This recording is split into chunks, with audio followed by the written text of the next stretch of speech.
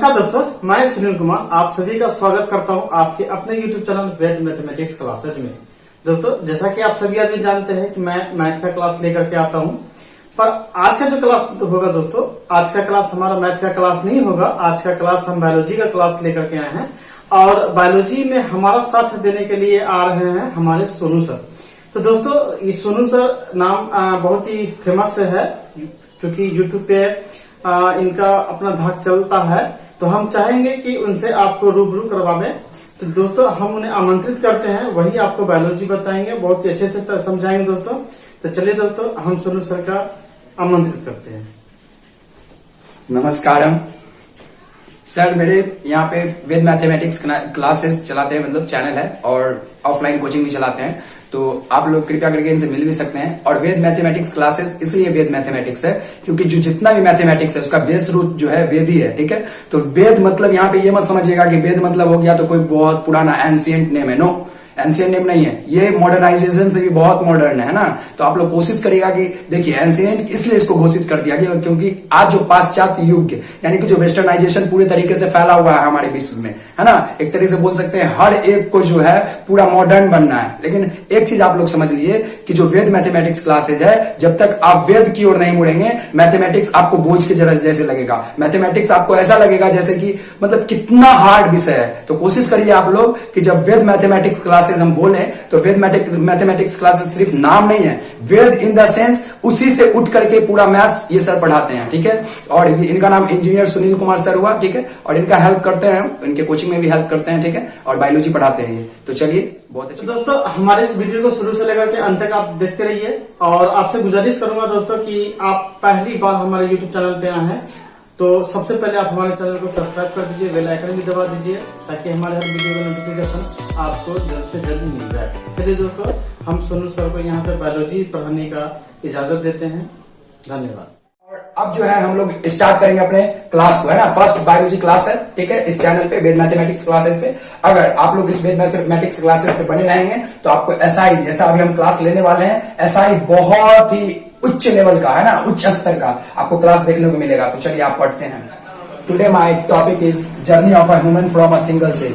आज हम लोग पढ़ेंगे कि मानव का जो एक तरीके से जर्नी है, यात्रा है, वो कैसे human from a single cell हुआ। इन द सेंस, इतना बड़ा जो बॉडी है, ऑडियंस है, हम लोग जो देख रहे हैं, इतना डिफरेंशिएशन है, कैसे हम लोग इतने विविध प्रकार के एक तरीके से जीव में शामिल हैं कि भैया इतना कॉम्प्लेक्सिटी कहाँ से आया, इतना ज्यादा सघनता कहाँ से आया हम लोग में। तो आज हम उसी के बारे में पढ़ेंगे, यानी कि journey of a human from a single cell. In the sense, हम सिंगल सेल से इतने सारे मल्टी सेलुलर में कैसे कन्वर्ट हो गए, है ना, उसके बारे में आज पढ़ेंगे। तो हम सबसे पहले देखेंगे कि एक होता है नर युग्मक और एक होता है मादा युग्मक। इन the sense, male gamete and female gamete. तो जो मेल गैमेट है वो हमको पता है उसका नाम क्या है, स्पर्म है, और जो फीमेल गैमेट है उसका नाम क्या है, ओवम है। इन द सेंस, ये गैमेट अलग अलग यानी कि अलग अलग पैरेंट बॉडी में, यानी कि फीमेल में क्या बनेगा, ओवम, और स्पर्म कहाँ बनेगा, तो मेल में, है ना। और जब स्पर्म और ओवम इंसेमिनेशन के दौरान, है ना, इंसेमिनेशन एक प्रोसेस है, जिस वक्त स्पर्म इंटर करता है, कहाँ इंटर करता है भैया, वेगिना से इंटर कहाँ करता है, वो यूटेरस में, है ना, वेगिना से यूटेरस में जब इंटर करता है, उसी वाले प्रोसेस को हम क्या बोल देते हैं यहाँ पे, इंसेमिनेशन, इंसेमिनेशन ऑफ स्पर्म। अब जानते हैं हम लोग कि भैया ओवम जो होता है, ओवेरी से जो ओवम निकलता है, वो ओवम 1 मंथ अगर इधर से निकला तो अगले मंथ में इधर से निकलेगा, फिर अगर इधर से निकल गया 1 मंथ में तो फिर इधर से, यानी बोल सकते हैं इंटरवल, यानी कि एक बार अगर 1 महीने में इधर से निकला है एक ओवम तो 1 महीने में फिर इधर से निकलेगा, है ना। तो कहने का मतलब ये कुछ नेचर का, प्रकृति का ऐसा रूप है कि अगर ह्यूमन स्पर्म अगर मान लीजिए मिलियंस में है तो मिलियंस में ह्यूमन स्पर्म जरूर है, लेकिन एक से ध्यान रखिएगा आप लोग कि जो ओवेरी ओवम निकालता है वो अगर 1 मंथ इधर से निकाला है तो 1 मंथ इधर से होगा, फिर 1 मंथ इधर हुआ तो फिर 1 मंथ इधर से होगा। और हाँ, ध्यान समझिएगा, जो ओवम होता है वो मोटाइल नहीं होता है। इन द सेंस, जो ओवम होगा वो मोटाइल नहीं होगा और जो स्पर्म होगा वो मोटाइल होगा। अब भैया ये क्या बोले हम, इसलिए बोले कि अगर देखें हम कहाँ देखें, अगर किसी भी पुष्प में भी देखते हैं, बाइसेक्सुअल फ्लावर में भी देखते हैं, तो बाइसेक्सुअल फ्लावर मतलब क्या हुआ कि इन द सेंस भैया जो फीमेल वाला बॉडी पार्ट्स है, जो गैमेट है, वो वेट करता रहता है। किसका वेट करता रहता है कि कब आएगा मेल गैमेट्स और कब मेरा इंसेमिनेशन होगा, या बोल सकते हैं कब मेरा फर्टिलाइजेशन होगा, है ना। तो कहने का मतलब क्या हुआ कि स्पर्म यानी कि जो मेल गैमेट है वो मोटाइल है। क्यों? क्योंकि इसके पास टेल है, फ्लैगेला है। क्या है? फ्लैगेला है। क्या है इसके पास? फ्लैगेला है ना। समझ में आ रहा होगा आप लोग को। तो फ्लैगेला अब आगे देखिएगा कि जो फ्लैगेला है वो टाइट है, ठीक है, और ओवम क्या हम अभी बोले कि मोटाइल नहीं है, ठीक है, ध्यान से समझिएगा। 1 मंथ इधर से तो फिर 1 मंथ इधर से। अब आगे देखते हैं इसका पार्टीशन देखते हैं, यानी कि जो फीमेल रिप्रोडक्टिव सिस्टम है, यानी जो हमारा ड्रामेटिक व्यू ऑफ एफआरएस है, यानी कि जो ड्रामेटिक व्यू हम इसलिए बोले क्योंकि एक ड्रामा के रूप में फिगर है, ऐसा नहीं है कि एक्चुअली यहाँ पर हम लिया है काट करके फीमेल रिप्रोडक्टिव सिस्टम। यहाँ पे क्या है, ड्रामेटिक व्यू ऑफ एफआरएस है, यानी कि फीमेल रिप्रोडक्टिव सिस्टम है। अब ध्यान से समझिएगा बच्चे लोग, आप लोग देखिए ध्यान से समझिएगा। अब इसमें हम देखना क्या चाह रहे हैं कि जो इसमें पार्टीशन है, यानी कि इसमें बहुत सारे पार्ट्स है ना, उसको एक एक करके जानेंगे। तो फर्स्ट सबसे पहले हमको क्या चीज पढ़ना चाहिए, तो सबसे पहले हम इसमें पढ़ेंगे parts of fallopian tube, parts of fallopian tube. तो पहला पार्ट्स क्या है फेलोपियन ट्यूब का, इस्तेमस, क्या है इस्तेमस, यहां वाला पार्ट देख लेंगे आप लोग, है ना, इस्तेमस। और एम्पुला, एम्पुला ये बेहद ही बहुत ही जरूरी पार्ट्स है, इसलिए जरूरी पार्ट्स है ये, एम्पुला बहुत ज्यादा जरूरी पार्ट है कि एम्पुला से ही, यानी कि एम्पुला में ही फर्टिलाइजेशन टेक्स प्लेस होता है। यानी कि अगर स्पर्म यहां से इंसेमिनेशन के दौरान अगर इधर गया तो भैया अगर इधर 1 मंथ में अगर इधर से हुआ तो अगले मंथ में इधर से होगा, ठीक है। तो इधर से अगर हुआ यानी कि 1 मंथ में पहले इधर से हो चुका था, ओवम निकल चुका था, तो अगले मंथ में इधर से ओवम निकलेगा। तो जब अगले मंथ में इधर से ओवम निकलेगा तो अगर जो स्पर्म इधर इंटर कर गया तो भैया वो तो बर्बाद हो गया, है ना। और कुछ स्पर्म जाकर के इंटर किया इधर कहां जाकर के, एम्पुला के पास। और एक चीज ध्यान रखेंगे आप लोग कि एम्पुला के पास जैसे ही इंटर करेगा स्पर्म तो वहां पे वेट करता रहता है। कौन वेट करता रहता है भैया, तो ओवेरी से निकला हुआ ओवम, ओवेरी से निकला हुआ ओवम कि कब आएगा सजना और कब मिलेगा सजनी, ठीक है ना। तो कहने का मतलब वहां पे मिलन होता है, मिलन समारोह होता है ना। तो एम्पुला ही वो जगह है जहां पे फर्टिलाइजेशन होता है। अगर यहाँ पे फर्टिलाइजेशन नहीं हुआ तो उसी को बोलते हैं कि बच्चा का गर्भप्राप्त, यानी कि बच्चा का गिरना, ठीक है ना। समझ में आ रहा होगा आप लोग को। तो कहने का मतलब एम्पुला पर ही, यानी कि एम्पुला ही वो स्पेसिफिक जगह है जहां पे फर्टिलाइजेशन होता है। कोई कंफ्यूजन नहीं होगा आप लोग को। अब समझिएगा इनफंडिबुलम, यानी कि इनफंडिबुलम क्या होता है समझिएगा अच्छे से। इनफंडिबुलम मतलब हो गया कि जैसे ये बाहरी छोर होता है, किसका बाहरी छोर होता है, फेलोपियन ट्यूब का सबसे बाहरी छोर, ठीक है ना। इनफंडिबुलम ये फिंगर लाइक प्रोजेक्शन होता है, क्या लाइक प्रोजेक्शन होता है, फिंगर लाइक प्रोजेक्शन, है ना। फिंगर के जैसे, जैसे हम लोग का फिंगर है ना 1 2 3 4, तो ये फिंगर लाइक प्रोजेक्शन होता है, ये फिंगर लाइक प्रोजेक्शन है ना।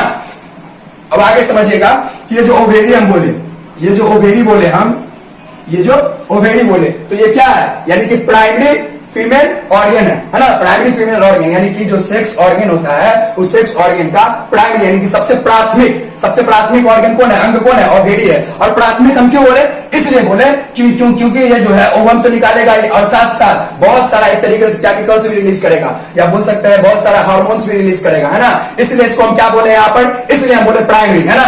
वैसा ही अगर हम देखें कि मेल रिप्रोडक्टिव सिस्टम है, वैसे तो फीमेल रिप्रोडक्टिव सिस्टम पढ़ा रहे भी, लेकिन अगर मेल रिप्रोडक्टिव सिस्टम को देखें तो वहां पे हम प्राइमरी सेक्स ऑर्गन किसको बोलते हैं भैया, तो वहां पे बोलते हैं हम लोग किसको, टेस्टिस को। किसको बोलते हैं, टेस्टिस को। यानी कि उसी से क्या होता है, उसी से एक तरीके से स्पर्म बनता है, क्या बनता है, स्पर्म। और वो कहां पे स्टोर होता है, एपिडिडाइमिस में, यानी अधिवृषण में। कहां पे स्टोर होता है, अधिवृषण में, यानी टेम्पोररी रूप से कहां पे स्टोर रहता है, अधिवृषण में, है ना। तो आप लोग समझ रहे होंगे बहुत अच्छे तरीके से। अब आइए मेरे साथ आइए, यानी फेलोपियन ट्यूब का हम देख लिए, पहला इस्तेमाल, दूसरा एम्पुला, जहां पे फर्टिलाइजेशन हुआ तो हुआ और फर्टिलाइजेशन नहीं हुआ तो भैया गया, यानी कि ओवम बर्बाद हो गया। इनफंडिबुलम हम समझ गए होंगे कि जो फेलोपियन ट्यूब का सबसे लास्ट वाला पार्ट होता है उसको इनफंडिबुलम बोलते हैं। और इसी तीनों पार्ट्स को मिला देते हैं तो ये हमारा फेलोपियन ट्यूब बन जाता है। इसी पार्ट्स को मिला देते हैं तो ये हमारा फेलोपियन ट्यूब बन जाता है, ठीक है। और ध्यान से समझिएगा, ये जो फिंगर लाइक प्रोजेक्शन है इसको बोल दिए हम लोग क्या, पहले तो बोले फंडिबुलम, है ना। इनफंडिबुलम की लास्ट छोर है यानी कि फेलोपियन ट्यूब का।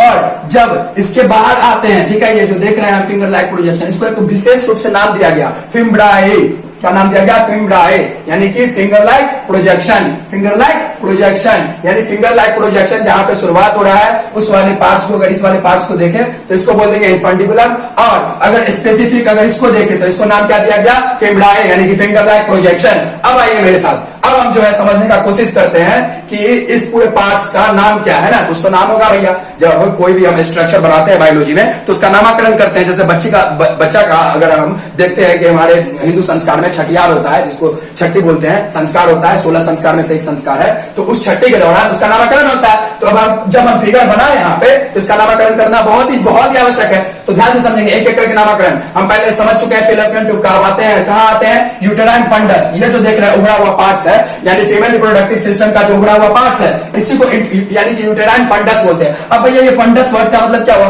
फंडस मतलब हो गया कि बल्जिंग आउट एक फिगर लाइक प्रोजेक्शन होता है, यानी कि उभरा हुआ। कैसा उभरा हुआ है ना, यहाँ पे दोनों को समझेंगे। और भैया यूटेराइन क्या हुआ? यानी गर्भ, यानी कि कैसा फंडस, यानी कि गर्भ के अंदर वाला जो उभरा हुआ स्ट्रक्चर है वही यूटेराइन फंडस हुआ। ठीक है, अब आ गया ये मेरे पास, देखिए यूटेराइन कैविटी, ये जो कैविटी है जैसे अपने लोग बोलते हैं ना माउथ कैविटी। माउथ कैविटी मतलब क्या?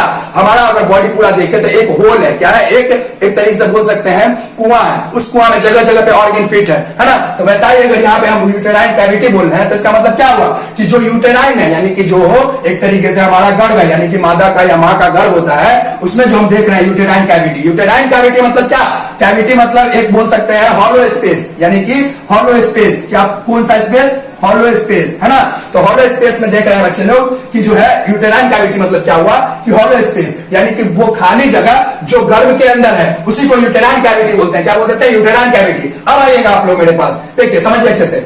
जो हम लोग एक तरीके से सिंगल सेल से कैसे मेरा जर्नी स्टार्ट हुआ वो चीज तो हम समझ गए होंगे भैया कि मेल गैमेट फीमेल गैमेट था, दोनों का इंसेमिनेशन के द्वारा स्पर्म ऊपर चढ़ा, स्पर्म ऊपर चढ़ने के बाद एम्पुला पे फर्टिलाइजेशन हुआ, फर्टिलाइजेशन एम्पुला पर होने के बाद धीरे धीरे वो जाइगोट बन करके नीचे आएगा, जाइगोट बनने के बाद एम्ब्रायोजेनेसिस का फॉर्मेशन होगा, एम्ब्रायोजेनेसिस का फॉर्मेशन होगा। उस समय में 3 डर्म बनेगा। डर्म मतलब होता है लेयर, यानी कि एक्टोडर्म, मेसोडर्म और एक्टोडर्म, है ना। और अलग अलग डर्म से जो अलग अलग हम देखते हैं कि ह्यूमन का जो पार्ट्स बनता है, यानी कि ह्यूमन का अलग अलग जो है, जैसे हाथ बनना हो गया, आई बनना हो गया, तीत बनना हो गया, ये सब जो ऑर्गेनोजेनेसिस होता है, यानी कि डिफरेंशिएशन होता है एक सिंगल सेल से, कैसे इस पूरे मानव का विकास होता है उसको हम फर्दर पढ़ेंगे। वैसे अभी हम यहाँ पे कहां पे पढ़ रहे हैं? यूटेराइन कैविटी में, है ना, यानी कि हॉलो स्पेस। अब आइए मेरे साथ, इंडोमेट्रियम। देखो इंडो मतलब क्या होता है? अगर हम इस साइड से देखें, इस साइड से देखें तो ये क्या है? सबसे अंदर वाला भाग कौन है? यानी कि ये, है ना। तो इंडो मतलब क्या हो गया? इनर। क्या हो गया? इनर, यानी कि सबसे अंदर वाला। और मैट्रियम मतलब क्या होता है? यहाँ पे मैट्रियम मतलब ध्यान से समझिएगा, लाइनिंग,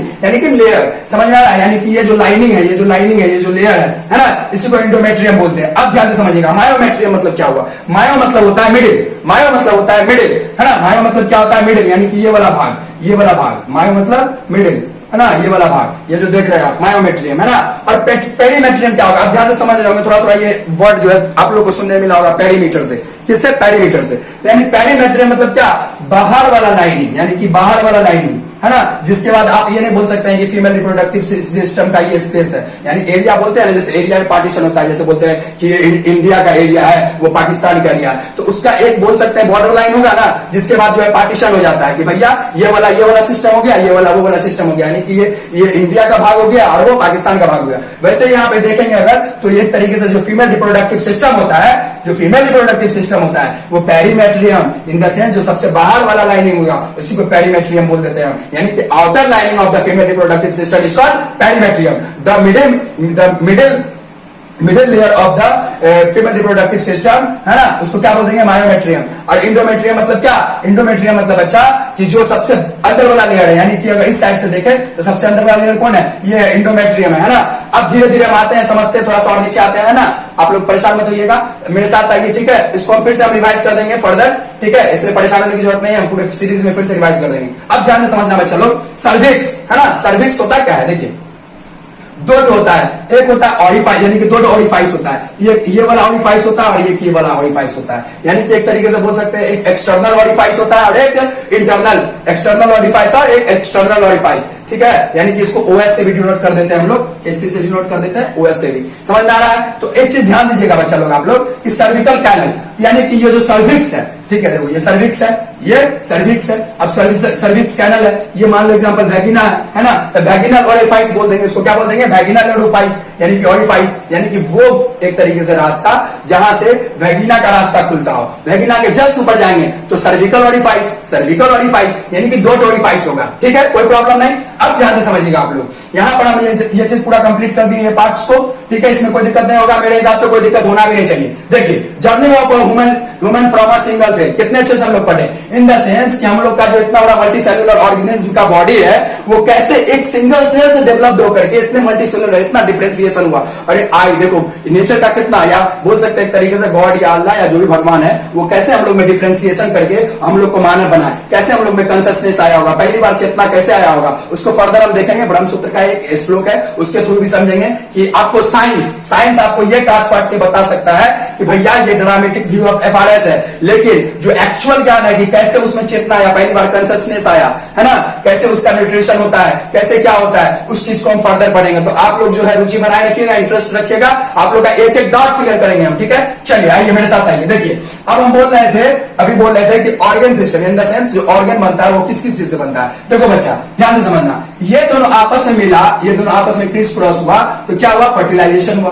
क्या हुआ, फर्टिलाइजेशन हुआ, समझ जाना, फर्टिलाइजेशन हुआ। और फर्टिलाइजेशन के बाद जो एक बोल सकते हैं जो सेल बना होगा, जो क्या बना होगा, सेल बना होगा, वो क्या हो जाएगा, जाइगोट होगा। क्या होगा, जाइगोट होगा। क्या होगा रे, जाइगोट होगा, है ना, समझ में आ रहा है ना। यानी कि एक ओवम और एक स्पर्म दोनों आपस में क्रिस क्रॉस, यानी कि एम्पुला पे फर्टिलाइजेशन हुआ। फर्टिलाइजेशन के बाद जैसे यहाँ पे फर्टिलाइजेशन हुआ, मान लो ये स्पर्म है ना, ये स्पर्म है, यहाँ पे ओवम वेट कर रहा था, ओवम क्या वेट कर रहा है, इतना बड़ा नहीं होता है लेकिन समझो अभी पढ़ाने के लिए इसलिए हम ऐसे लिख रहे हैं, ठीक है। तो समझना अच्छे से, यानी कि ये जो स्पर्म है और ये जो ओवम है दोनों का यहाँ पे एम्पुला की जगह पे क्या हुआ, फर्टिलाइजेशन हुआ। और फर्टिलाइजेशन होने के बाद यानी कि जैसे फर्टिलाइजेशन हो जाएगा तो ये कुछ इस प्रकार दिखेगा, है ना, कुछ इस प्रकार दिखेगा, है ना। और इसका जो ये फ्लैगेला वाला पार्ट है, ये वाला पार्ट है, ये बाहर में ही रह जाएगा, यानी आउटर में ही रह जाएगा, बाहर में ही रह जाएगा, ये इंटर नहीं करता है इसमें, ठीक है। इसका कौन वाला पार्ट इंटर करेगा भैया, हेड पार्ट। कौन पार्ट, यानी स्पर्म का कौन सा पार्ट, हेड पार्ट, ठीक है। ध्यान से सुनिएगा, अच्छे से सुनिएगा, मेरे साथ आइएगा, ठीक है। यानी कि हेड पार्ट जो है इंटर करता है सही, ठीक है। और वो जाइगोट का फॉर्मेशन करता है, यानी कि ये ध्यान से समझना अच्छे से, जो स्पर्म है और जो ओवम है ना, ये जो है अलग अलग पेरेंट बॉडी से आया है और हमको पता है कि इसमें 46 क्रोमोसोम होता है। तो अगर हम इसको बोल देंगे कि ये क्या होगा, हैप्लॉइड होगा। क्या होगा, हैप्लॉइड होगा। हैप्लॉइड मतलब क्या होता है बच्चा, देखो समझो, यानी कि 2n का क्या कर देंगे, n कर देंगे, यानी हम बोले अभी 46 क्रोमोसोम तो कितना हो जाएगा 23। और इसमें से जो सेक्स वाला क्रोमोसोम होगा वो क्या होगा, अगर फीमेल का बात करें तो उसमें XX होगा और मेल का बात करें तो XY होगा। यानी एक युग्म एक जोड़ा XX और XY जो क्रोमोसोम होगा वो होगा, और वही डिफरेंशिएट करता है कि लड़की होगा या लड़का होगा, ठीक है। चलिए आइए मेरे साथ आइए, जल्दी आइए, आगे आइए। देखिए अब हम बोल रहे थे कि ऑर्गन बना भैया, तो बताएंगे ना कि जो एक वो कोशिका है, जैसे हम लोग पढ़े होंगे अमीबा में, है ना, कि एक कोशिकीय जीव है जो एक कोशिकीय जीव से इंजेक्शन भी कर लेता है, डाइजेशन भी कर लेता है, एसिमिलेशन भी कर लेता है, एब्जॉर्प्शन भी कर लेता है और फिर उसका बहिष्करण यानी इजिशन भी कर लेता है। ध्यान दे दीजिएगा, यानी कि इंजेक्शन मतलब अंतःग्रहण और इजिशन मतलब बहिष्करण। कहने का मतलब यहाँ पे क्या हुआ, अच्छे समझिएगा आप लोग, ठीक है, कंफ्यूज नहीं होइएगा। तो यहाँ पर जो एक सेल है इससे कैसे इतना सारा ऑर्गन बना होगा। आप लोग सोचिए कि एक बच्चा जब एक तरीके से पैदा होता है तो इतना हाथ पांव छोटा छोटा होता है, उसका नन्ना मुन्ना देखोगे एकदम प्यारा सा एकदम आंख रहेगा, नाक रहेगा, है ना, और उसको देख करके बोलता है आदमी लोग कि माँ पे गई है, दादी पे गई है ना। तो आखिर ये होता क्यों है, ऐसा होता क्यों है ना, तो ऐसा इसलिए होता है क्योंकि ध्यान से देखिएगा, आप लोग समझिएगा अच्छे से। देखिए ये जो क्रोमोसोम है बच्चा, ये कुछ अपना इंफॉर्मेशन फीडेड रखता है, यानी कि फीमेल का और मेल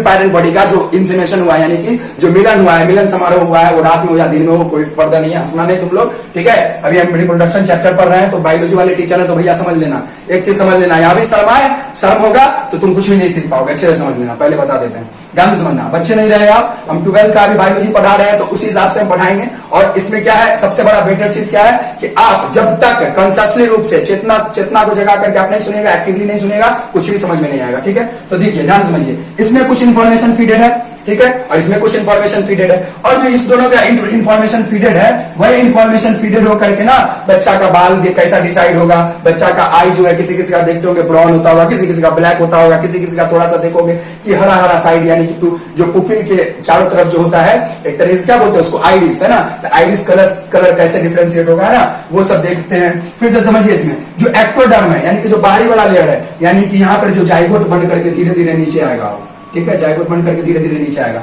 यही जाइगोट को अगर यहाँ पर देखें तो इसके सबसे बाहरी वाला को क्या बोल देते हैं हम लोग, एक्टोडर्म। एक्टो को हम एक्सो भी बोल सकते हैं, यानी the layer which is bulging out और विच इज आउटर साइड, यानी कि जो बाहरी साइड में होगा उसको बोल देते हैं एक्सो या एक्टो।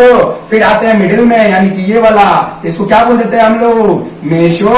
फिर से जो सबसे अंदर वाला लेयर है इसको क्या बोल देते हैं, इंडो, ठीक है ना, इंडो इनर, मेशो, फिर मिडिल, और क्या बोले हम अभी फिर से एक्सो। एक्सो मतलब सबसे बाहरी वाला। अब इस थोड़ा सा देखने में मिला होगा कि अभी हम थोड़ा देर पहले पढ़ाए होंगे आप लोग को, इंडोमेट्रियम, हाइपोमेट्रियम, पेरीमेट्रियम, इसी से थोड़ा जो है थोड़ा वर्ड मिलता होगा। लेकिन यहाँ पे बच्चा ये समझना कि ये जो पार्ट है ये यूटेराइन वॉल का पार्ट है, यानी कि गर्भ जो होता है उसके जो बाहरी वाला यानी कि सतह होता है, एक तरीके से बाहरी और अंदर सतह, उसको 3 पार्ट में विभक्त किया गया। लेकिन यहाँ पर अभी जो हम ये पढ़ा रहे हैं वो किससे रिलेटेड है बच्चा, जाइगोट से रिलेटेड है। यानी कि ये हो गया गर्भपात में पहले उसके माँ के पास था, और ये जब जाइगोट फॉर्मेशन हुआ, ठीक है, यानी कि जब भ्रूण बना, क्या बना, भ्रूण बना। कब भ्रूण बना, निषेचन के बाद, यानी फर्टिलाइजेशन के बाद, तब वाला जो एक तरीके से पार्टीशन करेंगे उसी को बोल देते हैं हम लोग डर्म। क्या बोल देते हैं, डर्म लेयर, है ना। और इंडो, मेशो, एक्सो, है ना। अब हम जो है अगर दूसरा वाला वीडियो का तो उसमें हम आपको बता देंगे कि जो ह्यूमन फिजियोलॉजी है, ध्यान से समझिएगा, जो ह्यूमन फिजियोलॉजी है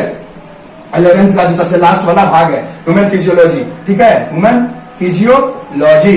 तो ह्यूमन फिजियोलॉजी का जितना भी पार्ट्स है उसमें आपसे अगर कुछ ही पूछ दे, जैसे पूछ दे कि एक्सक्रीटरी सिस्टम का जो किडनी होता है, किडनी वो ये जो जाइगोट है इसके किस पार्ट से मिलकर के बना होगा, किस पार्ट से मिलकर के बना होगा, अगर कोई पूछ दे तो क्या हो जाएगा इसमें, इंडोडर्म, मेसोडर्म, एक्टोडर्म। इसके लिए आपको इस वाले उत्सुकता के लिए आपको अगले वीडियो के लिए इंतजार करना होगा, ठीक है। चलिए अब आइए मेरे पास, देखिए तो हम एक चीज समझते हैं कि एनिसोगैमेट्स और आइसोगैमेट्स क्या होता है, ध्यान समझना। यहां पर हम क्या देखेंगे बच्चा लोग, देखो ये था स्पर्म, ये था ओवम, तो दोनों का स्ट्रक्चर अलग अलग है, यानी कि ये मोटाइल है, ये नॉन मोटाइल है, ये मोटाइल है और ये नॉन मोटाइल है। मोटाइल मतलब हो गया यहाँ पे मूवमेंट, है ना, यानी कि जो मूव कर सकता है या नहीं कर सकता है। और इसके बाद फ्लैजिला है, तो सिंपल सी बात है, फ्लैजिला होगा तो मूव करेगा। और एक चीज, क्या चीज कंडीशन इसके लिए अप्लाई होता है कि इसके लिए वाटर होना बहुत जरूरी है।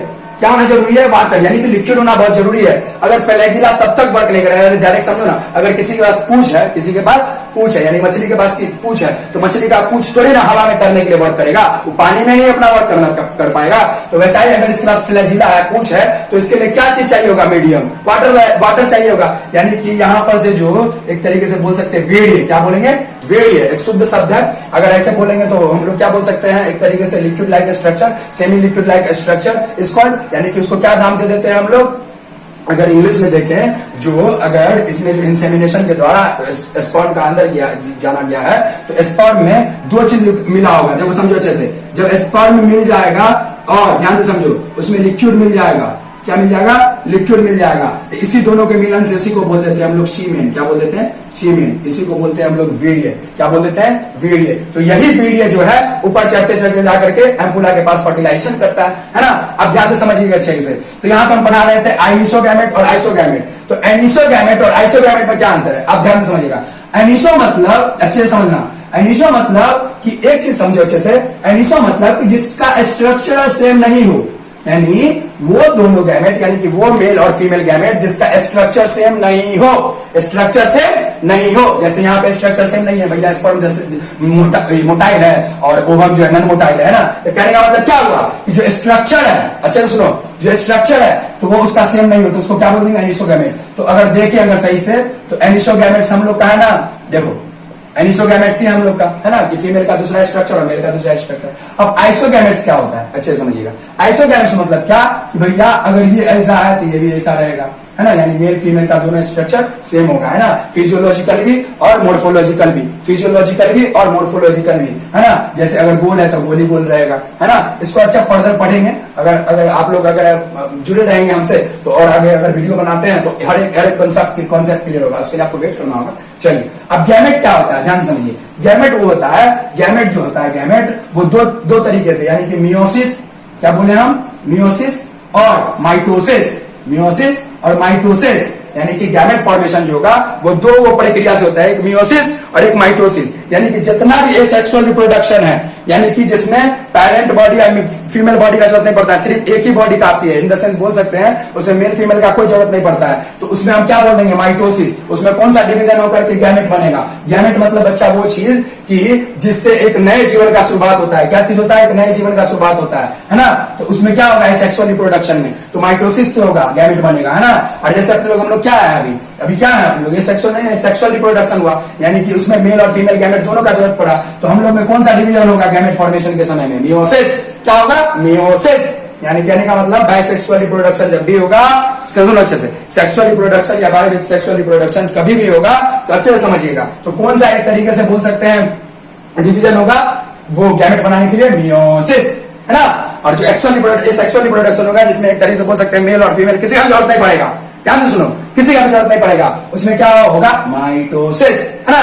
अब आगे आइए, देखिए ध्यान से समझिएगा अच्छे से। एम्ब्रायो क्या होता है? अब तो वही हम समझ रहे थे कि जाइगोट बना दिए। अब एम्ब्रायो क्या होता है? अब समझना, अच्छे से समझना। जो यहाँ पे सिंगल सेल था, वो सिंगल सेल जैसे फर्टिलाइजेशन कर दिया तो वो धीरे धीरे नीचे उतरता चला जाएगा। मान लो सीढ़ी के जैसे अपने लोग कितना कैसे उतरते हैं। ध्यान देना, ये बहुत जाइगोट नहीं है, यानी बहुत जाइगोट नहीं है। ये जो है अपना पैरेलली आ रहा है, यानी कि पहले यहाँ पे था, फिर यहाँ पे था, फिर यहाँ पे था, फिर यहाँ पे था। अब धीरे धीरे आ करके यहाँ पर ये चिपकेगा। यानी जो एंडोमेट्रियल लाइनिंग है हमारे यूटेराइन वाल का उसके एंडोमेट्रियम लाइनिंग से ये अटैच होगा, धीरे धीरे अटैच होगा। अरे बच्चा को न्यूट्रिशन चाहिए होगा ना। अगर ये सिंगल सेल है तो सिंगल सेल फर्टिलाइजेशन होकर के बाद यहीं पे रह जाएगा, इसको न्यूट्रिशन नहीं मिलेगा तो इसमें ऑर्गेनोजेनेसिस नहीं होगा, है ना। ऑर्गेनोजेनेसिस नहीं होगा तो बच्चा बनेगा ही नहीं, सिंपल सी बात है भैया, समझ में आया। तो उसके लिए क्या होगा? इसको न्यूट्रिशन चाहिए होगा। तो न्यूट्रिशन के लिए कहाँ धंसने के लिए जाएगा, यानी कि कहां पर जाकर के अटैच होने के लिए जाएगा? सबसे पहले तो वो इंडोमेट्रियम लाइनिंग में जाएगा। कहां जाएगा? इंडोमेट्रियम लाइनिंग में, ठीक है। उसी को बोल देते हैं हम लोग इम्प्लांटेशन, यानी कि the fixing of zygote into the female uterine wall और on which part? In the part of endometrium, है ना। इसी को क्या बोल देते हैं हम लोग? इम्प्लांटेशन। क्या बोल देते हैं हम लोग? इम्प्लांटेशन, यानी कि प्लांट किया गया। जैसे अपने लोग देखते होंगे कि रे वहां पर देख लिया बिस्कुट के फैक्ट्री लगल को बिस्कुट के फैक्ट्री, इन द सेंस मतलब क्या हुआ कि वहां पे बिस्किट का फैक्ट्री लगाया गया, है ना, प्लांट किया गया। जैसे अपने लोग बोलते हैं ना ये बहुत बड़ा प्लांट है, इसका मतलब क्या हुआ? पौधा का बात नहीं किया जा रहा वहां पर जो उसको एक तरीके से एस्टेब्लिश किया गया है उस चीज का बात हो रहा है ना। तो यहाँ पे इम्प्लांटेशन मतलब क्या हुआ? अगर बायोलॉजी के दृष्टिकोण से देखें तो इम्प्लांटेशन मतलब बच्चा ये हुआ कि मान लो एग्जांपल कि the fixing of zygote into the endometrium, in the sense endometrium inner lining of the uterine wall, है ना। यानी कि सबसे अंदर वाला जो एक तरीके से सतह है गर्भ का, माता के गर्भ का या माँ के गर्भ का, वहां पर अटैचमेंट होना। किसका अटैचमेंट होना? तो जाइगोट का अटैचमेंट होना है। और जैसे ही अटैचमेंट होना शुरू होगा, ठीक है ना, ये देखोगे इसमें बहुत ही रैपिडली, यानी रैपिडली मतलब बहुत ही एक तरीके से तेजी से क्या होना शुरू हो जाता है? इसमें क्या होना शुरू हो जाता है? Cell division. क्या होना शुरू हो जाता है? Cell division. क्या होना शुरू हो जाता है? Cell division. यानी कहने का मतलब समझो, यानी पहले जो जाइगोट सिंगल सेल था, यानी कि मेल और फीमेल के मिलने से, गैमेट्स के मिलने से बना था जाइगोट, वो अगर फर्दर डिवीजन होगा, इन द सेंस फर्दर डिवीजन होगा तो वो क्या हो जाएगा? सेल डिवीजन को अपनाएगा, है ना। सेल डिवीजन को अपनाएगा और सेल डिवीजन को जैसे अपनाएगा बच्चा, तो सेल डिवीजन को जैसे अपनाएगा तो इसमें एक तरीके से बोल सकते हैं पहले ये सिंगल सेल था, अब सेल डिवीजन होना शुरू हुआ था। मान लो एग्जाम्पल, जैसे गुलगुल्ला खाता है ना तुम लोग, रे गुलगुल्ला खाता है ना, तो वैसा ही समझो यहाँ पे बहुत सारा गुलगुल्ला बनेगा, ठीक है, सेल डिवीजन होके। यानी कि एक तरीके से बोल सकते हैं एक गुच्छा बनेगा सेल का, कोशिका का, है ना। और उस कोशिका का गुच्छा क्या करेगा? इसको अटैचमेंट होगा, यहाँ पे इम्प्लांटेशन होगा, ठीक है। और धीरे धीरे धीरे धीरे धीरे धीरे देखोगे ये भ्रूण जो है धीरे धीरे कुछ ऐसा मछली शेप का, यानी कि मीन शेप का, ऐसा करके कुछ ऐसे देखने को मिलेगा तुमको, है ना। यानी कि मछली के शेप का देखने को मिलेगा तुमको, ठीक है। तो कहने का मतलब क्या हुआ कि उसमें सेल डिवीजन हुआ तभी तो उसका वॉल्यूम भी बढ़ा और नंबर ऑफ सेल्स भी बढ़ा। यानी कहने का मतलब ये हुआ कि अगर सिंगल सेल है तो उसका वेट करेंगे तो उतना नहीं होगा जितना एम्ब्रायो बच्चा का। बच्चा देखते होगे कि पैदा होता है तो उसको पॉन्ड में उसको पहले वेट किया जाता है। क्या कहता है? वेट किया जाता है। और उसका अगर एक लिमिट है कि अगर इतना अगर वेट रहा तो भैया चलिए बच्चा नॉर्मल है, यानी कि उसके बॉडी में हर एक ऑर्गेन का अच्छे से, बहुत ही अच्छे से डेवलपमेंट हुआ होगा। और जैसे ही कम है वेट तो समझ जाना भैया कुपोषण का शिकार होता हो, ठीक है। कुपोषण मतलब जिसका अच्छे से पोषण नहीं हो पाएगा, ठीक है। चलिए अब ध्यान से देखिएगा, ध्यान से देखिएगा, ठीक है। तो यहाँ पर एम्ब्रायोजेनेसिस क्या हो गया? यहाँ पे एम्ब्रायोजेनेसिस कहने का मतलब जाइगोट जब इम्प्लांट हुआ और जाइगोट में फर्दर डिवीजन फटाफट होना शुरू हुआ, सेल डिवीजन होना शुरू हुआ, तो क्या बोल देंगे उसको? एम्ब्रायोजेनेसिस। क्या बोल देंगे इसको? एम्ब्रायोजेनेसिस। क्या बोल देंगे इसको? एम्ब्रायोजेनेसिस। ध्यान से देखना, मेरे साथ रहना, सब चीज समझ में आएगा। एक एक कॉन्सेप्ट हम क्लियर कर देंगे, साथ में रहो, ठीक है। एम्ब्रायोजेनेसिस, है ना, ध्यान से समझना। अब फॉर्मेशन ऑफ 3 लेयर, यानी कि ये जो अभी देखे थे यहाँ पे समझा दिए थे, ये वाला टॉपिक खत्म हो गया है, ठीक है। डर्म यानी कि लेयर बना, जायगोट में लेयर बना, पहले अंदर वाला, फिर बीच वाला, फिर बाहर वाला, यानी कि इंडो मेसो एक्टो, ठीक है, ये पढ़ा चुके हैं, ठीक है। चलिए अब ध्यान से समझिएगा, ऑर्गेनोजेनेसिस यानी कि the cell division which requires the different differentiation in the sense जो जायगोट बना, जायगोट के बाद एम्ब्रायो बना, एम्ब्रायो के बाद जैसे ही हम देख रहे हैं कि एम्ब्रायो में अलग अलग जो है ऑर्गेन डेवलप होना शुरू हुआ, तो अलग अलग ऑर्गेन बच्चा डेवलप होना शुरू हुआ, तो इसी को क्या बोल देते हैं हम लोग, ऑर्गेनोजेनेसिस। ध्यान से समझना, कभी भी बायोलॉजी में जीनेसिस होगा ना, इसका मतलब होता है फॉर्मेशन, अच्छे से समझो, फॉर्मेशन। कभी भी डिफिनेशन याद करने की कोशिश मत करो बायोलॉजी में, ठीक है। ऑर्गेन मतलब पता है अंग होता है, और जीनेसिस मतलब क्या होता है, फॉर्मेशन, यानी कि formation of organ in the embryo is called organogenesis. खत्म। चल अब आ गया न्यूट्रिशन ऑफ फोइटस। अब इसको टॉपिक को फर्दर हम रखते हैं, अभी हम पढ़ लेते हैं पहले एक चीज और ध्यान समझिए। तो ये जो देखे हम अभी, और journey of a human from a single cell, journey of a human from a single cell. ध्यान से समझना, एक कोशिका से इतना बड़ा मल्टी सेलुलर में डेवलप कैसे हुए, और ध्यान से समझना, कोई भी बायोलॉजी कितना से कितना भी कहीं ना डेवलप्ड हो जाए, क्यों ना डेवलप्ड हो जाए, याद रखना, एक चीज हमेशा याद रखना, वो ये चीज पता कर सकता है कि कैसे कैसे कैसे कैसे डेवलपमेंट हुआ, कैसे कैसे बना, लेकिन वो आने के बाद सांस कैसे लेता है, अच्छे से सुनना, सांस कैसे लेता है, कौन सा ऐसा एनर्जी है, कौन सा ऐसा एनर्जी है जो उसके पूरे कार्य को रेगुलेट करता है, वो आपको हम अभी लास्ट में ब्रह्मसूत्र, ध्यान से सुनिएगा, ब्रह्मसूत्र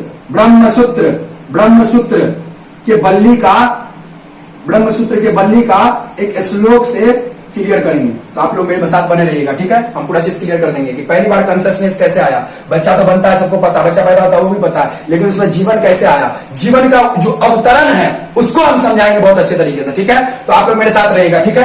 चलिए आइए आप और ध्यान से देखिए, अच्छे से देखना बच्चा लोग, देखो न्यूट्रिशन ऑफ फोइटस, क्या बोले, न्यूट्रिशन ऑफ फोइटस, यानी कि भ्रूण में आप पोषण कैसे होगा ना, उसको अच्छे तरीके से समझेंगे ना। तो उसको समझने से पहले हम लोग जो है 10th क्लास में थोड़ा सा चलते हैं, और 10th क्लास में जाने के बाद हम थोड़ा सा तो क्या पढ़ेंगे, अम्बिलिकल कोड और placenta, umbilical cord and placenta. देखिए समझिए, ये जो भ्रूण है यानी कि ऑर्गेनोजेनेसिस होना शुरू हुआ इसमें, कि इसको जो है पोषण, यानी बच्चे को जो पोषण, यानी कि पेट वाले भ्रूण को, यानी कि फोइटस को, बच्चे को, यानी कि जो एक तरीके से बोल सकते हैं अंदर में डेवलप्ड हो रहा है, उसको कहां से न्यूट्रिशन मिलता होगा ना। तो न्यूट्रिशन कहां से मिलता होगा उसको अच्छे तरीके से समझेंगे। देखिए ये जो वाल देख रहे हैं आप, ये जो वाल देख रहे हैं जिससे अटैच होता है सबसे पहली बार जायगोट, है ना, एम्ब्रायोजेनेसिस होने के बाद जो एक तरीके से इम्प्लांटेशन होने के बाद धीरे धीरे इसकी में ऑर्गेनोजेनेसिस होने के बाद, ऑर्गेनोजेनेसिस होने के बाद धीरे धीरे जब इसको एक तरीके से प्लेसेंटा, यानी कि इसमें जो है ये जो वाल देख रहे हैं आप, ये जो वाला वाल देख रहे हैं, ये प्लेसेंटा के जैसे वर्क करने लगता है। देखिए यहाँ प्लेसेंटा के जैसे वर्क करने लगता है ना, और प्लेसेंटा के जैसे वर्क करने के बाद ये जो आप देख रहे हैं, ये जो अटैचमेंट है, यानी कि ये जो ब्लड वेसल्स का अटैचमेंट है, ब्लड वेसल्स का अटैचमेंट है, इसी से इसका सब न्यूट्रिशन से लेकर के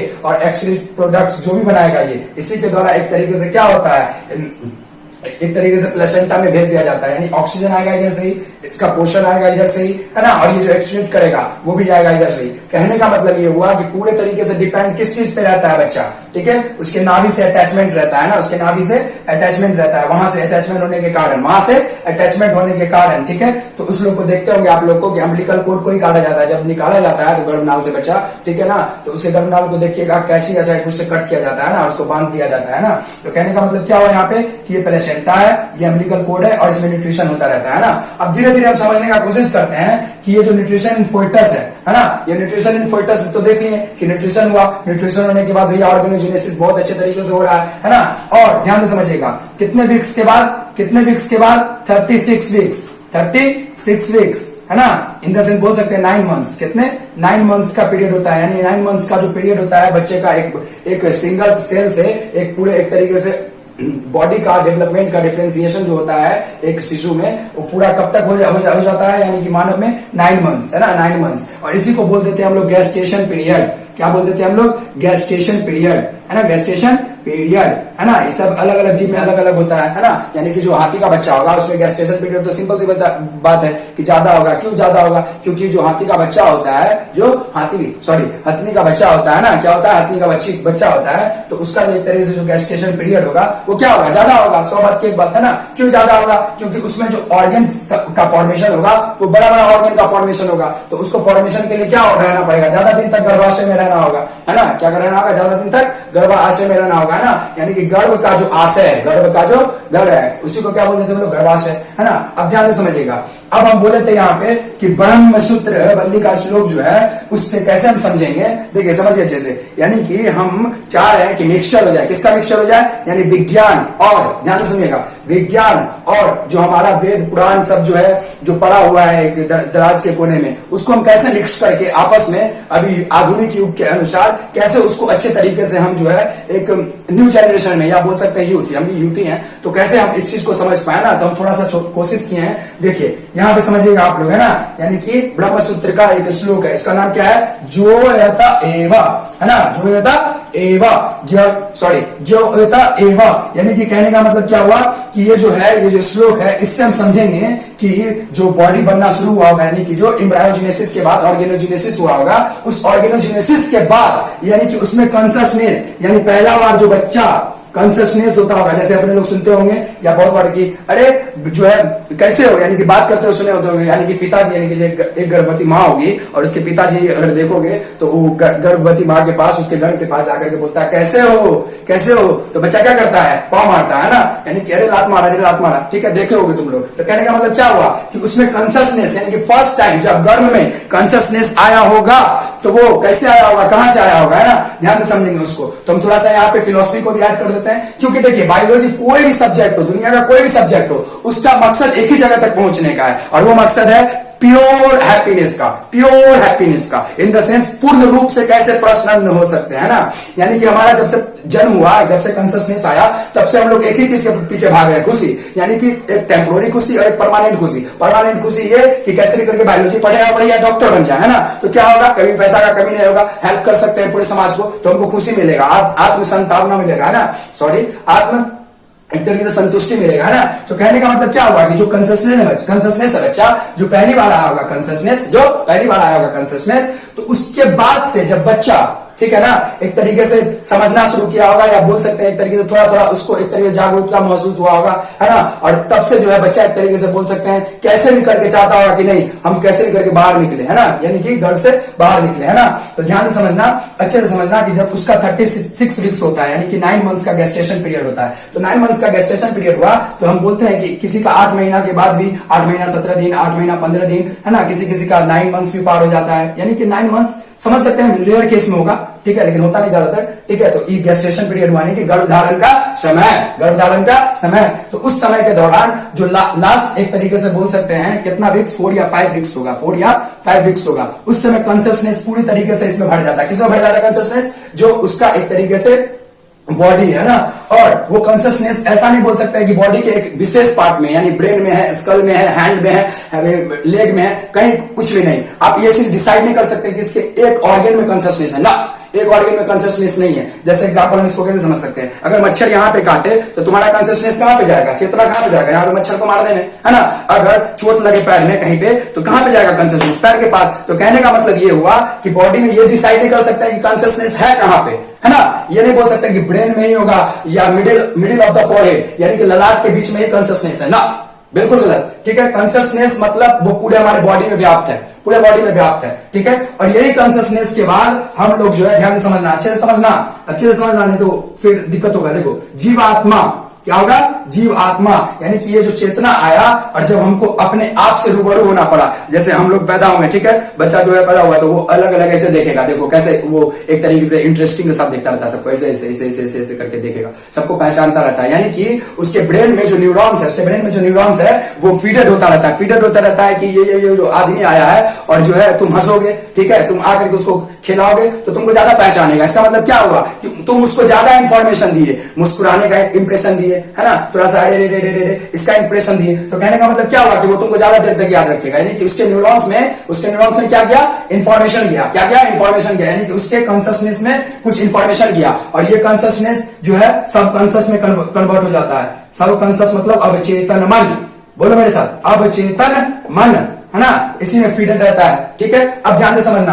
अब बच्चा एग्जांपल ले लेते होगे, तुम लोग सोचते होगे कि बचपन में जो मिला था माँ बाप, और फिर माँ बाप दूसरे के पास जाकर के बच्चे को दे दिया गया कि भैया लीजिए आप पालिएगा, आपके पास नहीं, आप रख लीजिए। तो कहने का मतलब बच्चा क्यों भूल जाता है, इसलिए भूल जाता है क्योंकि उसके सब कॉन्शियसनेस में, अवचेतन मन में जाकर के इन्फॉर्मेशन फीड रहता है कि वो बचपन में ऐसा फेस देखे थे, लेकिन उसको बाद में जवानी में याद नहीं आता होगा। आप लोग अक्सर सुनते होंगे कि कुंभ के मेला में बच्चा खो गया और उसको बाद में माता पिता मिला और देखिए अचानक से उसको याद आया कि ओ यही मेरे माता पिता हैं, है ना। इसका मतलब क्या हुआ कि उसको बचपन में न्यूरॉन्स में सबकॉन्शियस माइंड में फीड कर दिया गया था, यानी कि एक तरह से फीडेड था, लेकिन धीरे धीरे और इंफॉर्मेशन आता गया समय के साथ, है ना, और उसके माइंड में एक तरीके से ये वाला जो एक तरीके से फाइल है कि भैया मेरे माता पिता का चेहरा वैसा था, वो दबता चला गया, एक तरीके से बोल सकते हैं वो एक तरीके से दबता चला गया, है ना, और इन्फॉर्मेशन धीरे धीरे गायब होता चला गया, है ना, और उसको लगा कि मेरे माता पिता कौन है, जो फेक माता पिता वही मेरे माता पिता है ना। आप लोग सुनते होंगे पोसिया वाला बच्चा, समझ में आ रहा है, यानी कि ये मैथिली वर्ड है, और मैथिली इसलिए हम बोल रहे हैं क्योंकि अपने क्षेत्रीय भाषा को ही बढ़ावा देना हमको, है ना। तो कहने का मतलब क्या हुआ कि जो अवचेतन मन है, ठीक है ना, अवचेतन मन जो भी कॉन्शियसनेस यानी कान, आंख, नाक, जो भी कुछ हमारा सेंस ऑर्गन है, उसमें जो भी कुछ हम फीड करते हैं, सुनते हैं, चाहे कुछ भी करते हैं, वो इनडायरेक्टली कहां जाके स्टोर हो जाता है, सबकॉन्शियस माइंड में। कहां जाके स्टोर हो जाता है, सबकॉन्शियस माइंड में, यानी अवचेतन मन में। सबको समझ में आ रहा होगा मेरे ख्याल से, ठीक है ना। और जब इसी को हम किससे अटैच कर देते हैं, अपने बॉडी से, जैसे हम बोलते हैं बचपन से, जैसे एग्जांपल लेते हैं, ए सुनो तुम्हारा नाम क्या पता है, शिवम, शिवम, जैसे बच्चे लोग को आप लोग बोलते होंगे, ए शिवम इधर आ, ए शिवम इधर आ, तो बच्चा लोग सोचता है किसको बुला रहा है शिवम, शिवम, वो मेरा ही नाम शिवम है। इसका मतलब क्या हुआ कि वो अपने माइंड में सेट कर लिया कि हमको जब भी शिवम बुलाया जाएगा तो आएगा, लेकिन वास्तव में उसका नाम क्या है, शिवम नहीं है। क्या नहीं है, शिवम नहीं है। वो अपने आप को अटैच किया, यानी कि जब कॉन्शियसनेस अटैच किया बॉडी से, वो कहां से अटैच हुआ, बॉडी से, यानी कि कोई भी ह्यूमंस के बॉडी से अपने से अटैच हुआ, तो वो क्या हो जाता है, जीव आत्मा, है ना। और यही जीव आत्मा जब ये भूल जाता है कि हम जीव आत्मा नहीं है ना, यानी कि जीव की आत्मा नहीं है, तो वो क्या हो जाएगा, पर ब्रह्म। क्या हो जाएगा, पर ब्रह्म। क्या हो जाएगा, पर ब्रह्म, इन द सेंस उसका कुछ डिफरेंशिएशन नहीं होगा, यानी कि वो प्योर कॉन्शियसनेस में होगा। कहां होगा, प्योर कॉन्शियसनेस में। तो मेरे हिसाब से आपको समझ में आ गया होगा कि भैया कैसे कैसे डेवलपमेंट हुआ, और डेवलपमेंट के साथ साथ कैसे कैसे करके कॉन्शियसनेस आया बच्चे में, है ना। और कॉन्शियसनेस जब आया होगा, कॉन्शियसनेस जब आया होगा तो वो कैसे आया होगा, और हम किस फिक्स नहीं कर सकते कि ब्रेन में ही कॉन्शियसनेस होगा। अगर ब्रेन में कॉन्शियसनेस होगा तो घर में अगर बच्चा लात मारेगा तो ध्यान से सुनो, पैर में कैसे आया उसको कॉन्शियसनेस, माइंड को ऐसे हिलाना चाहिए बच्चा को, है ना।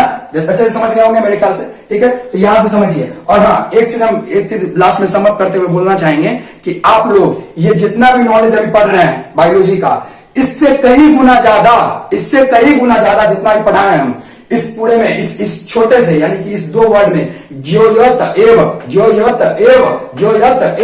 ब्रह्म सूक्त केवली में, इस छोटे से शब्द में, इस पूरे से ज्यादा नहीं, इस पूरे का नहीं, ये जो पूरा बायोलॉजी बुक है आप लोग देखते होंगे, एनसीईआरटी एट योर फिंगरटिप्स, ये जो पूरा बायोलॉजी बुक है ना, ये जो देख रहे हैं आप, एनसीईआरटी एट योर फिंगरटिप्स, इस पूरे का समअप सिर्फ और सिर्फ इस थोड़े से वर्ड में हो सकता है। समझ आया। तो कहने का मतलब ये है कि तुम्हारा जो कॉन्शियसनेस है, सबकॉन्शियस माइंड है, उसका असीम पावर है, इन the sense ultimate source of energy और अल्टीमेट सोर्स ऑफ नॉलेज है। तो कहने का कोशिश मतलब ये है कि आप अपने भागवत गीता, आप अपने जो रियल संस्कार है उसकी ओर लौटिए, ठीक है। वरना ये सब पढ़ने के बाद सिर्फ और सिर्फ डिप्रेशन हो सकता है, सिर्फ और सिर्फ डिप्रेशन हो सकता है। आप सिर्फ और सिर्फ मन से भारी हो सकते हैं, हल्के कभी नहीं होंगे। नॉलेज गेन करने के बाद हमेशा आप भारी महसूस करेंगे, हल्के कभी नहीं हो सकते हैं। अभी तक हम जो भी कुछ पढ़ा है, मेरा कुछ भी प्रिपरेशन नहीं था। क्यों नहीं था? क्योंकि हम कोशिश करते हैं एक ही चीज कि उसको समझें, किसके रूप में, किसके बेस के रूप में। यहां पर समझिएगा अच्छे से, कोई भी ब्रह्म सूक्त हो गया या कोई भागवत गीता हो गया, कोई भी श्लोक को किसी भी नॉलेज में, यानी किसी भी बायोलॉजी के नॉलेज में फिक्स करने का कोशिश करते हैं। इससे होता कुछ नहीं है, बस बेस तैयार हो जाता है। जैसे घर बनाते हैं ना हम लोग, तो घर बनाने के समय क्या करते हैं, पिलर देते हैं। तो पिलर के जैसे रूप कौन का कार्य करता है, कोई भी शास्त्र का कोई भी श्लोक, है ना, उसको अगर ध्यान से अगर डिफरेंशिएट करेंगे, ठीक है ना, अच्छे से पढ़ेंगे, है ना, तो आपको हर एक चीज का निदान मिलेगा उसमें। आपने देखा हमारे सोनू सर कितने अच्छे से पढ़ाते हैं, और बायोलॉजी के इतने अच्छे ज्ञाता आपको पूरे यूट्यूब पे कहीं नहीं मिलेगा दोस्तों। तो दोस्तों हमारे इस वीडियो को शुरू से लेकर के अंत तक देखिए, चैनल को सब्सक्राइब करना ना भूलिए, बेल आइकन भी दबाइए ताकि हमारे हर वीडियो का नोटिफिकेशन आपको तुरंत मिल जाए। चलिए दोस्तों, तब तक हम धन्यवाद देते हैं। खुश रहिए।